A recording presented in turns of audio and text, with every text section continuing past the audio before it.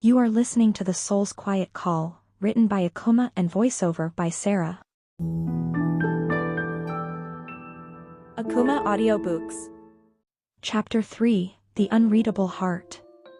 The rain had stopped, but the weight of the clouds still hung heavy in the sky, a soft gray blanket stretching over the coastal town. Meera stood by the window of her flower shop, watching the world beyond, the shimmering wet streets, the occasional car passing by with its headlights reflecting the puddles. The fragrance of fresh jasmine and roses filled the air, a scent so familiar that it almost felt like home. Yet, her mind wasn't on the flowers today. It wasn't even on the storm that had passed. Her thoughts were consumed by him, Aarav. He had left just a few hours ago, as he always did, with the same quiet nod and barely perceptible smile. But there was something different about today. Something that had unsettled her deeply. She had looked into his eyes again, as she had countless times before, searching, seeking anything. But this time, it was worse. There was nothing. A blankness so complete, so vast, that it felt like a chasm had opened between them. She had felt it before, but today it was more pronounced. More suffocating. She set down the vase she was holding and walked toward the counter, her fingers brushing over the delicate petals of a single white rose. What was it about him? She had seen the deepest desires, the unspoken fears of so many people. Sometimes just a glance was enough, but not with him. It was as though she were staring into an abyss, into a heart locked away so tightly that not even a single thread of emotion could escape. It disturbed her more than she was willing to admit. The bell above the door chimed, pulling her from her thoughts. Aarav. She didn't need to look up to know it was him. She could feel the familiar pull of his presence, the quiet weight of his steps as he entered the shop. I think your flowers are magical, Aarav said, his voice light, almost teasing, as he made his way over to the counter. Meera smiled faintly but didn't respond immediately. She was trying to steady her breath, trying to ignore the strange, heavy feeling in her chest. How so? She asked, her voice steady, though the words felt more distant than usual. Aarav grinned, his eyes sparkling mischievously. Well, every time I walk in here, I feel like I'm surrounded by stories, he said, running his fingers lightly over the petals of a nearby flower.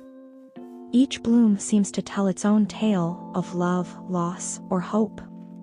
There was a flicker of something in his eyes, something that seemed to pull at the corners of her heart. A quiet longing, perhaps. But it wasn't the longing she had seen in others. It was something more subtle. More hidden. As though even in his gaze, he was trying to conceal something. Meera took a breath, shaking her head slightly. You're right, she said, though her voice faltered slightly. The flowers have their own stories. They're alive in a way that most people don't realize.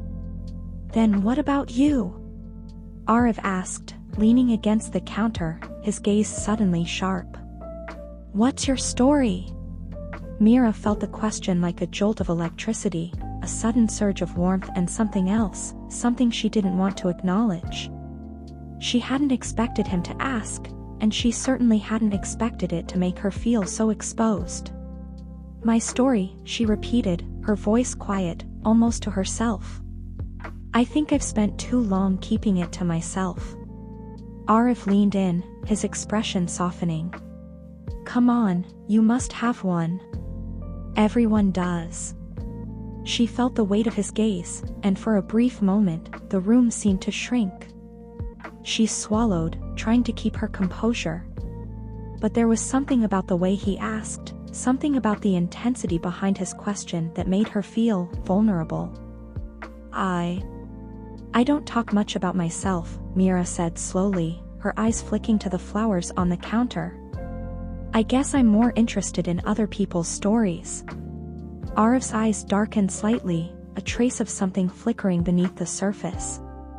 He studied her for a moment, his lips pressing together in a thin line. You know, he said after a beat, you're not the first person to tell me that. You have a way of listening, like you're reading the stories behind people's eyes. His voice dropped lower, almost hesitant. I think you see more than you let on. Meera's breath caught in her throat. She knew exactly what he meant. She had always seen more. It was her gift, and her curse. But she couldn't tell him that. She couldn't tell him about the way she could peer into the depths of someone's heart, their desires, their fears.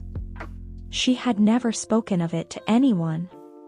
Maybe I just understand people, she said, her voice steady, even though she was anything but.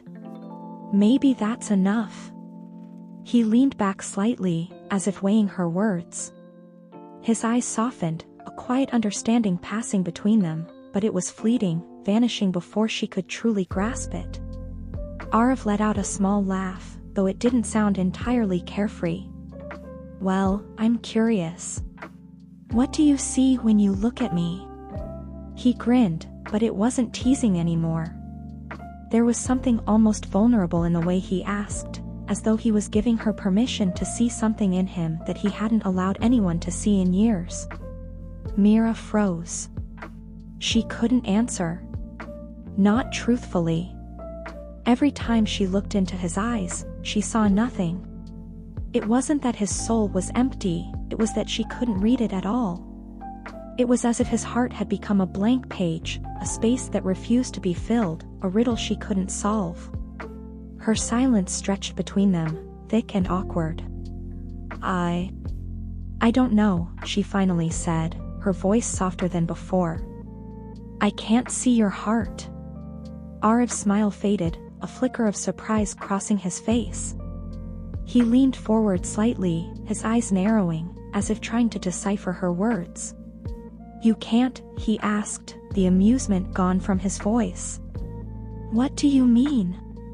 Meera shifted uncomfortably, feeling exposed in a way she hadn't before. I don't know. I can't see anything. It's like there's nothing there. Aarav looked at her for a long moment, and in his eyes, she saw something she hadn't expected, a flicker of pain, quickly masked. He straightened up, his posture defensive once more, as though he was pulling away from her words. Maybe that's a gift, too, he said, his tone light but with a slight edge. To not have your soul laid bare. She looked at him, confused, trying to understand the sudden shift in his demeanor. Was it discomfort? Fear? I'm sorry if I've upset you, Meera said softly, her eyes downcast. I didn't mean to. Aarav shook his head, his expression unreadable. No, it's not that. He paused, running a hand through his damp hair. I just never thought anyone would see that. Or not see it, I guess. Meera swallowed, feeling the air between them thickening. I don't know what's happening, she admitted, almost to herself. But I can't stop wondering why I can't see you. It feels wrong. It feels like there's something I'm missing. Aarav's gaze softened, a strange sadness settling in his eyes. Maybe some things are better left unseen, he said quietly. The words lingered in the space between them, and Meera felt the weight of them, heavy and final. There was something about him, something he was hiding, something he wasn't ready to share. And she couldn't help but feel that this unreadable heart of his was a story she was desperate to understand. But would he ever let her? Akumah Audiobooks. Refer to the channel playlist for a better experience and close your eyes to let your imagination run wild. Subscribe.